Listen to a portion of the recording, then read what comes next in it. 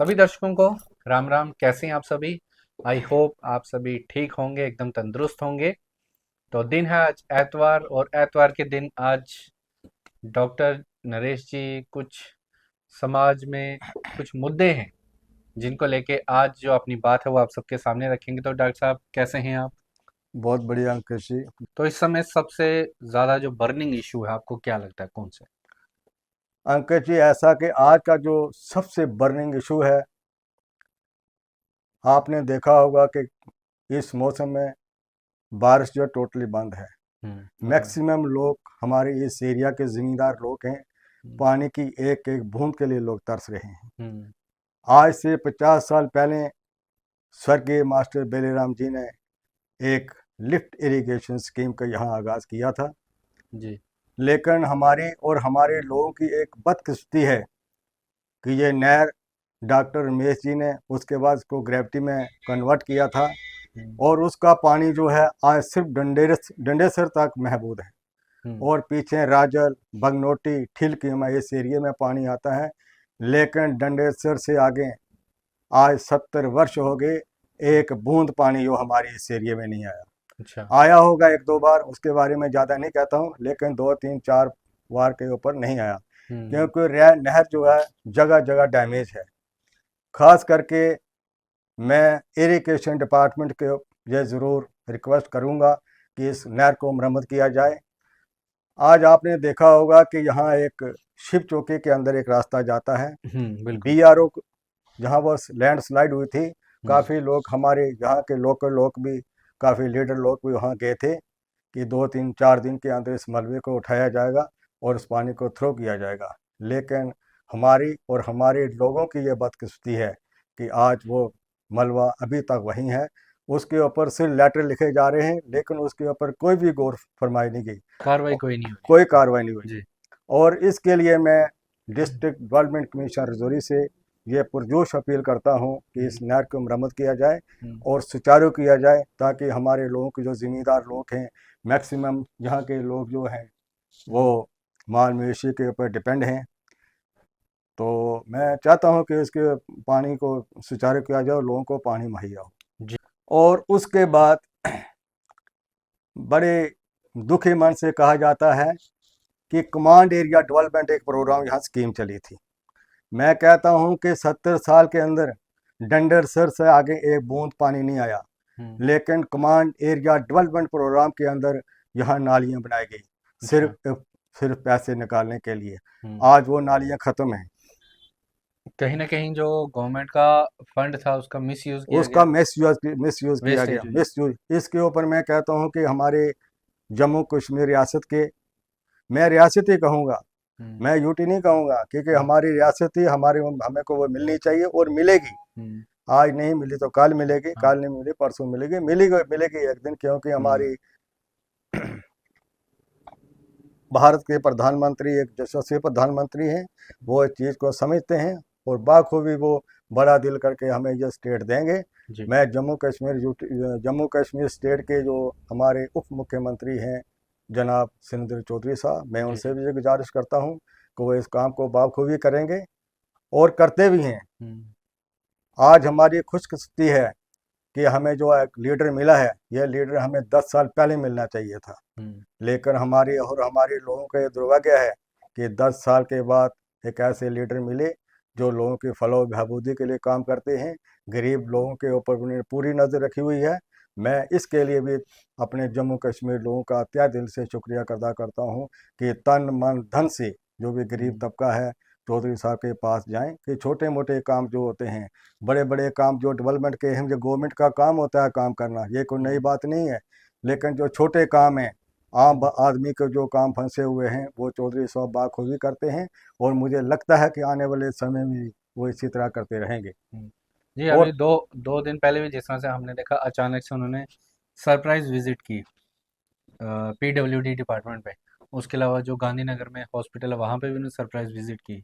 बहुत असर देखने को हाँ मिला। जी, अंकित जी, ऐसा है कि मैं ज़्यादा तो इतनी नॉलेज नहीं रखता, हम्म। लेकिन सुनता मैं ज़रूर हूँ। हम्म। कहते हैं कि पीडब्ल्यूडी को ऑफिस के अंदर कमीशन का एक बहुत बड़ा हाथ था। हम्म। मिसाल के तौर पर एक ठेकेदार को अलाट होता है 1 लाख रुपया, हम्म, 60,000 रुपये तो वहाँ कमीशन चली जाती है। अच्छा। जो 1.5 लाख सैलरी लेने वाले हैं वो कमीशन के बगैर यहाँ से फाइल उठा के यहाँ नहीं रखते वो। हम्म, ये तो हालत है। मैं कहता हूँ चौधरी साहब को सलूट करता हूँ कि उन्होंने दफ्तरों के अंदर जाना शुरू किया हम्म, और काम जो सुचारू ढंग से चलेंगे। लेकिन जिन लोगों ने, जिन मुलाजमों ने ये जागीर बनाई हुई थी, वो ये ना समझें कि अब ये हमारी जागीर रहेगी, क्योंकि चौधरी साहब ज़मीन से जुड़े हुए लीडर हैं। जी वो सर्दी गर्मी को समझते हैं। जी। और उसके बाद बड़े दुखी मन से कहा जाता है कि जितने भी हमारे यहाँ एक प्रोग्राम हुए हैं, ये जनसभा यहाँ लगाई गई, तीन हम्म, चार बार मैंने ये मुद्दे उठाए कि हमारी 3 पंचायतें हैं, जी 3 पंचायतों के ऊपर एक ही वेटनरी एड सेंटर है ठीक है। और वहाँ कोई भी मुलाजिम जो है परमानेंट नहीं रहता। हम्म, कई बार मैंने गुहार रहा है कि हमारे यहाँ हट है और पिछले 5-6 साल के बाद वो बंद पड़ा हुआ है, जी उसके ऊपर ताले लगे हुए थे। लेकिन मैं मुबारकबाद देना चाहता हूँ चौधरी साहब को। हम्म, उन्होंने एक यहाँ जनसभा लगवाई, उसको खोला गया और जितनी भी गंदगी थी वो हम्म, 5-7-10 साल की वो उन्होंने बाहर निकाली। अगर हफ्ते में 1 बार, हफ्ते में 2 बार हम्म, यहाँ वेटनरी का कैंप लगवाया जाए, जी मुलाजिम यहाँ भेजे जाएं और हम्म, लोगों को सहूलियत मुहैया हो। मैं वेटनरी डिपार्टमेंट से भी यह गुहार लगाता हूँ कि ऐसा काम किया जाए, आम जनमानस को इसका फ़ायदा हो। जी लेकिन 4 बार बोलने के बाद हमारे लोगों के ऊपर कोई भी सुनवाई नहीं है। जी लेकिन अब लोगों की आशा जाग उठी है, चौधरी साहब इसके ऊपर ज़बरदस्त काम कर रहे हैं। तो हमें आशा है कि आप आने वाले समय में वो ऐसा ही करेंगे। जी जी। और ख़ास करके मैं आपको ये बात बताना चाहता हूँ अंकित जी, माइनिंग डिपार्टमेंट के ऊपर। हम्म, आज हमारे दरियाओं का वो हाल है, हम्म, मैं तो कहता हूँ कि दरिया जो समुद्र तल से भी नीचे चले गए हैं। हम्म, हमारा जो पानी आता था, हमने कई बार अपनी जेब से पैसे डलवा के हम्म, तो उसको दोबारा स्टार्ट करवाया, वहाँ से नालियाँ बनवाई, अपना काम छोड़ के वहाँ पर जाते रहे। हम्म, लेकिन माइनिंग डिपार्टमेंट ने वो बुरा हाल किया है, वो बुरा हाल किया है। मैं कहता हूँ कि हमारे एरिया के अंदर अब आप देखो, मैं कहता हूँ पूरे जम्मू कश्मीर के लोगों से ये हाथ बांध कर रिक्वेस्ट करता हूँ कि यहाँ कहीं भी ये जेसीपी, ये हम्म, चैन वाले जेसीपी या दूसरी तीसरी लगी हो, हम्म, फ़ौरन उसका फ़ोटो लिया जाए और हम्म, व्हाट्सअप करके चौधरी साहब को भेजो हम्म, या डिपार्टमेंट को भेजो। क्योंकि यहाँ जो खनन माफिया है इसने हम्म, तो ज़मीनों की तबाही की हुई है, और ख़ासकर ज़िम्मेदार लोग जो हैं हम्म, उसके ऊपर रेवेन्यू डिपार्टमेंट के ऊपर भी ये क्वेश्चन सवाल करूँगा हम्म, कि जिन लोगों ने अपनी ज़मीन, मिट्टी बेच रहे हैं, हम्म, ईंट बेच रहे हैं, सबसे पहले उन्होंने रेवेन्यू डिपार्टमेंट से परमिशन लेनी चाहिए, जी एडीसी निशर से परमिशन लेनी चाहिए, हम्म, या जितने भी कंसर्निंग डिपार्टमेंट हैं उनसे परमिशन लेके परमिशन ले। ऐसा काम करना चाहिए। हम्म, लेकिन जहाँ मनमानी चल रही है, हम्म, लेकिन मैं इस चीज़ को बार बार दोहराऊंगा, दोहराता रहूंगा और आगे भी ऐसी चर्चा आपसे ज़रूर कहूंगा कि जितने भी कंसर्निंग डिपार्टमेंट, रेवेन्यू डिपार्टमेंट तो यहाँ तो धांधली उड़ा दी है। हम्म, मैं कहता हूँ कि जो, मैं ज़्यादा इसके ऊपर नहीं कहना चाहता, हम्म, लेकिन जितने भी माइनिंग डिपार्टमेंट, रेवेन्यू डिपार्टमेंट, एक बार की मैं बात आपको बताऊं कि नई नई यहाँ स्कीम चली जी तो जितने भी क्रैशर वाले थे उन्होंने जो रेत बजरी वो जो रॉ मटेरियल वो डंप किया हुआ था। ठीक है। जब उनको पता चला कि डीएमओ साहब आ रहे हैं या कोई दूसरा तीसरा, उन्हें रातों रात उसको लेवल कर दिया।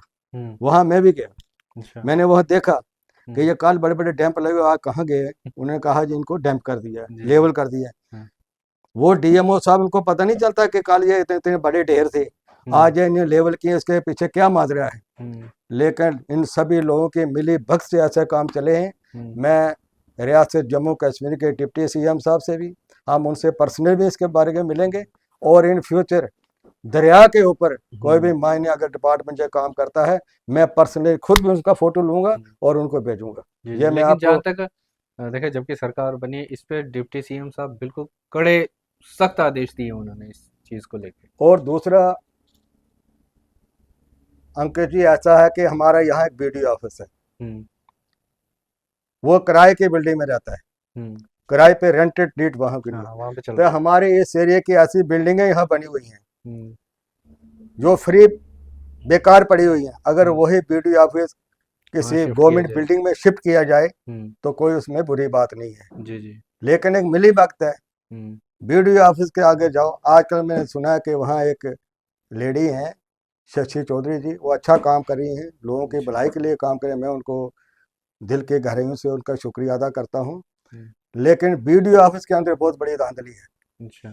लेकिन वो अपनी जो पे सैलरी जो मिलती है वो उसको सैलरी नहीं समझते, जब हम्म। तक उनको 1000 2000 5 10,000 रोज का नहीं मिले वो उसको सैलरी समझते हैं। हम्म। बीडीओ ऑफिस के अंदर 80,000 रुपये लेने वाला उन्होंने हम्म। 5,000 वाले मजदूर के ऊपर आंक रखी हुई अच्छा। है। ये तो हालत है। इन 10 सालों के अंदर जितनी भी करप्शन जो थी वो चरम हम्म। सीमा पे पहुंची है।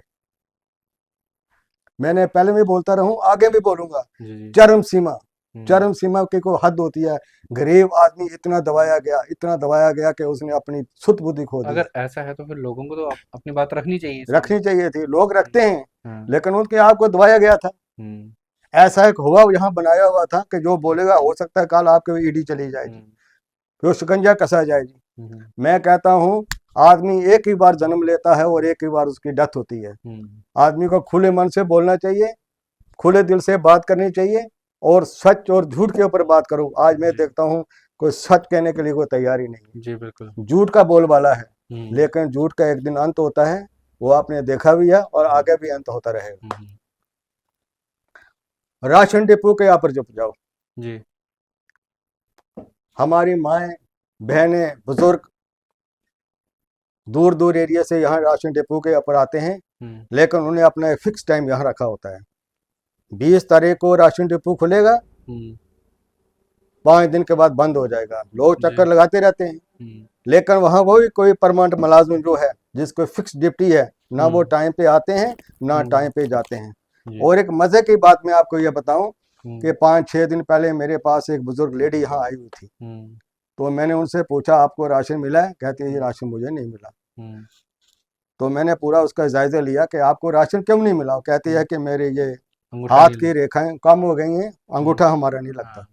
तो मैं निशारा में गई थी, वहां से ग्लिसरीन ली है, हाँ। तो फिर भी मेरा राशन नहीं मिला, अंगूठा नहीं लगा, फिंगरप्रिंट नहीं लगा। फिंगरप्रिंट हाँ। नहीं लगा। Thumb expression. ये हाँ। तो हालत है। हाँ। बुजुर्ग सभी ने होना है। आज हम्म। जो 10 साल का है वो भी एक दिन बुजुर्ग होगा, जो हम्म। 60 साल का है वो भी 80 साल का होगा।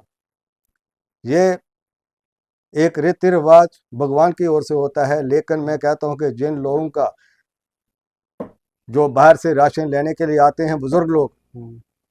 फिंगरप्रिंट अगर उनको नहीं लगता, लेकिन आपके पास राशन कार्ड है, देखो हम्म। ये इसका पूरा आधार इसके पास है, हाँ, कोई उसको ना कोई राशन मिलना चाहिए, अल्टरनेट तो होना उसका चाहिए। अल्टरनेट मिलना हाँ। चाहिए। लेकिन ये क्या, जिसका अंगूठा जिनका फिंगरप्रिंट नहीं लगता, उसके बाद राशन इकट्ठा किया जाता है, अच्छा। उसको मार्केट में बेचा हम्म। जाता है। हम्म। इसके ऊपर हम कड़ा संज्ञान लेंगे। मैं लगा हुआ हूँ, जब भी हमारे कोई नॉलेज में बात आती है हम्म। हम एडीसी साहब निशारा से हम बात करेंगे। हम्म। लेकिन मैं आपको बात बताऊं कि जितनी धांधली हम्म। राशन डिपो के ऊपर है, रेवेन्यू डिपार्टमेंट में है, हम्म। और दूसरा मैं आपको ये बात बताऊं, हमारे लंबेड़े के अंदर एक पीआईसी है, पीआईसी लंबेड़ी। जी जी। जो पहली वाली बिल्डिंग थी वो किसी रेवेन्यू डिपार्टमेंट के हवाले हुई है। हाँ। लेकिन उस पीएचसी लंबेड़े के अंदर पोस्टें बहुत हैं। वहाँ हम्म। डेंटल सर्जन के पोस्ट है, वहाँ एक्सरे टेक्नीशियन के पोस्ट है, वहाँ डेंटल सर्जन के पोस्ट है, वहाँ एमबीबीएस डॉक्टर की पोस्ट है। लेकिन सभी नाम मात्र हैं, हम्म। सभी नाम मात्र हैं। आज तक वहाँ एक परमानेंट डॉक्टर एमबीबीएस नहीं है। जी। रात को कोई अगर बीमार हो जाता है, वो उसको संदर पानी जाना पड़ता है। अगर हम उसको बोलें भी आज लंबेड़े पीएचसी में जाओ, वो कहते हैं वहाँ जाकर क्या करेंगे, वहाँ कुछ है ही नहीं। है ही नहीं। ये तो हालत है। जी जी। लेकिन मैं दिल की गहराइयों से हमारे बीएमओ नौशहरा हम्म। मलिक साहब हैं, वो अपनी ओर से भरपूर कोशिश करते हैं हम्म। कि कड़े से कड़ा संज्ञान भी लेते हैं। लेकिन हम्म। एक बीएमओ साहब क्या करेंगे। जी जी। लेकिन मैं हेल्थ डिपार्टमेंट से भी ये रिक्वेस्ट करता हूँ कि इसके ऊपर कड़ा संज्ञान लिया जाए, और इसके बारे में भी हमारे 8-10 आदमी की यहाँ एक टीम बन रही है। हम्म। हम सकीना इट्टू जो हमारे हेल्थ एंड मेडिकल एजुकेशन के मिनिस्टर हैं, कैबिनेट हम्म। मिनिस्टर, उनसे भी मिलेंगे, जम्मू में मिलेंगे। तो ये हमारा पूरा तहिया है कि एक ना एक दिन हम जा रहे हैं, 5-6 दिन की मैं टीम बना रहा हूँ, और इसके ऊपर कड़ा संज्ञान लिया जाएगा। जी जी। और जब भी कोई पेशेंट पीएचसी लंबेड़ी के ऊपर जाता है अपना इलाज करवाने, उनको एक सिर्फ और सिर्फ एक सिट्राजिन की टिक्की, किसी को पेट दर्द हो सिट्राजिन, किसी को बुखार हो सिट्राजिन, किसी को खांसी हो सिट्राजिन, इसके ऊपर दूसरी और तीसरी दवाई उनके पास है ही नहीं। एक दिन मैं एक बार गया, कहीं काम था, तो वहाँ दवाइयों का ढेर लगा हुआ है। अच्छा। और उनको आग लगी हुई। अच्छा। पहले मेरा मन किया कि इसका एक फोटो लिया जाए। जी जी। फिर मैंने छोड़ दिया, लेकिन एक्सपायर मेडिसिन पेशेंट को देना नहीं, लेकिन एक्सपायर करके उनको जलाना जरूरी है। जी जी। ये तो हालत है हमारी। कहीं ना कहीं वो जो मेडिसिन गरीब आदमी इतना पीसा जा रहा है, गरीब आदमी की वो क्या, तो मैं लफ्जों में बयान नहीं कर सकता। कई बार क्यों क्या होता है कि मेरे मन में आता है मैं खुले मन से बोलूं, लेकिन मैं बोलता हूं जो मेरे मन में होता है, मैं वो कहने के बाद नहीं रह सकता। वो मैं कहता हूं आज कहते हैं जी हिंदू खतरे में है जी, मुसलमान खतरे में है जी, ईसाई खतरे में है, खतरे। मैं कहता हूँ खतरे में है तो पढ़ा लिखा नौजवान खतरे में है, खतरे में है तो बेरोजगार खतरे में है, खतरे में है तो मजदूर खतरे में है, खतरे में है तो किसान खतरे में है, बाकी कोई खतरे में नहीं है। ड्रग माफिया जितना भी चिट्टा काला जो भी है, मैं इस बारे में नहीं लगता, लेकिन इतना इसका बोलबाला है, सभी लोग इसके अंदर मुलस्सस है। आज नई नई पीढ़ी, नई जनरेशन जो है वो चिट्टे के ऊपर है। इसके ऊपर सख्त से सख्त कार्रवाई की जाए, नहीं तो आने वाली पीढ़ियां हमारी जो है खत्म हो जाएगी। जी। आज जो एक काम करता वो कहता है मैं कल करोड़पति हो जाऊं, वो कैसे होगा? लेकिन चिट्टे का व्यापार एक ऐसा व्यापार है, वो दिन दुगनी रात चुगनी जो है, लोगों के इनोसेंट बच्चे जो हैं 18 साल के काम या जो उनकी जितनी भी है उनको बेचा जाता है। वो अपनी जिंदगी की परवाह ना करते हुए अपनी जो जिंदगी है उसको अंधेरे में घेर रहे हैं। जी जी। आज की डेट में मैं एक वाजिब तौर पे कहूंगा कि जितने भी संत समाज है हमारे एरिया के अंदर, संदरपानी देखो, लंबेरी देखो, निचारा देखो, व जितने भी एडजॉइनिंग एरियाज जो हैं, हमारा संत समाज अगर नहीं होगा तो हमारी आने वाली पीढ़ियां खत्म हो जाएंगी। एक संत समाज ही है जो नशे से दूर रखने के लिए भगवत सत्ता सत्संग वगैरह करवा के इन लोगों को अपनी ओर मोड़ रहे हैं। लेकिन मैं संत समाज का दिल की गहराई से शुक्रिया अदा करता हूँ। आज सुंदरपानी के अंदर जाओ आप, स्वामी विश्वात्मानंद जी अरबों रुपए के प्रॉपर्टी बना के उन्होंने लोक सेवा की है, जगह जगह स्कूल खोले हैं, पैरामेडिकल स्टाफ जो है वहां लगाया हुआ है। वो लोगों के फ्लो बहबूदी के लिए काम करते हैं। हमारे नुशारे के अंदर मौनी महाराज जी हैं, वो महीने में 20 बार तो भगवत सप्ताह आते हैं। इसी से भगवत सत्ता सत्संग सुनने से लोगों का, नौजवान बच्चों का जो है माइंड जो है दूसरी तरफ लगता है और वो नशे की ओर नहीं जाते। इन 10 सालों के अंदर हमारे समाज को बांटा गया है और मैं खुद देख के कई बार मुझे ये हैरानी होती है कि आज से 10-15 साल हम लोग कैसे यहाँ रह रहे थे। मैं सिर्फ लंबेरी की बात करूंगा, अपने एरिया की बात करूंगा कि हमारे एरिया के अंदर कैसे लोग रहते थे, आज 10 साल के बाद क्या हुआ है। जी जी। लेकिन बड़ी बदकिस्मती है कि हमारे लोगों की, मैं तमाम एरिया के लोग हैं, खास करके जम्मू कश्मीर के लोगों के, चाहे बाहर पूरे हिंदुस्तान के लोगों से जरूर कहूँगा आपसी भाईचारा बना के रहें। जहाँ आपसी भाईचारा होगा वहीं डेवलपमेंट होगी। जहाँ आपसी भाईचारा आपका टूट गया वहाँ किसी भी देश की, समाज की, ग्राम की, गली की कोई डेवलपमेंट नहीं होती। और मैं एक बार फिर पुनः रियासत जम्मू कश्मीर के डिप्टी चीफ मिनिस्टर सुंदर चौधरी साहब को मुबारकबाद देता हूँ कि ऐसा कदम उन्होंने उठाया कि आज बच्चा बच्चा उनकी तारीफ कर रहा है। और मुझे आशा है कि आने वाले समय में भी वो ऐसा ही काम करेंगे और हमारे नौजवान पीढ़ी को, चाहे बुजुर्ग हों, खासकर नौजवान पीढ़ी के ऊपर मैं बात करूंगा कि अच्छी दिशा निर्देश देंगे। आज ही मैं सुन रहा था कि जम्मू के सेंट पीटर स्कूल के ऊपर जबरदस्त भाषण किया है। ऐसा लीडर हमें 10-20 साल पहले चाहिए था, लेकिन ये हमारी बदकिस्मती है कि ऐसे लीडर को हमने इग्नोर किया। लेकिन कहते हैं कि वक्त के साथ हर चीज बदल जाती है, बदलाव जरूरी है। एक शायरो शायरी करना मैं लास्ट में जरूर करता हूँ। जी जी, कहते हैं बड़े बड़े सूरमा दब गए समय के दबाव में, बड़े बड़े सूरमा दब गए समय के दबाव में, पत्थर भी रेत हो गए नदी के बहाव में। क्या बात है। बहुत बहुत शुक्रिया डॉक्टर साहब। तो डॉक्टर साहब ने जो अपने विचार थे आप सबके सामने रखे और कहीं ना कहीं हमारी सोसाइटी में कई ऐसे इश्यूज हैं जहाँ पे जो गरीब आदमी है वो मारा जाता है। अब इसमें कहीं ना कहीं लैक ऑफ अवेयरनेस भी है।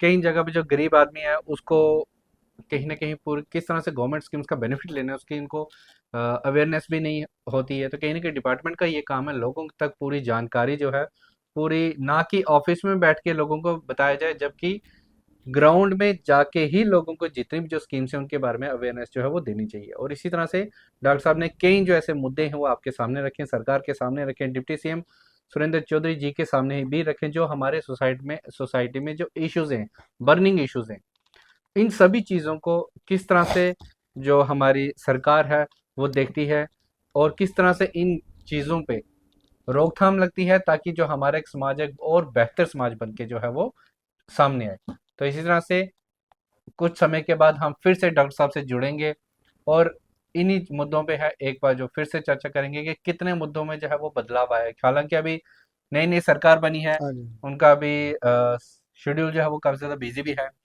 तो आस्ता आस्ता हम ये एक्सपेक्ट करते हैं कि ये सभी चीज़ें जितने भी इश्यूज हैं ये दूसरी बार आपको नहीं बिल्कुल। देखने को मिलेंगी।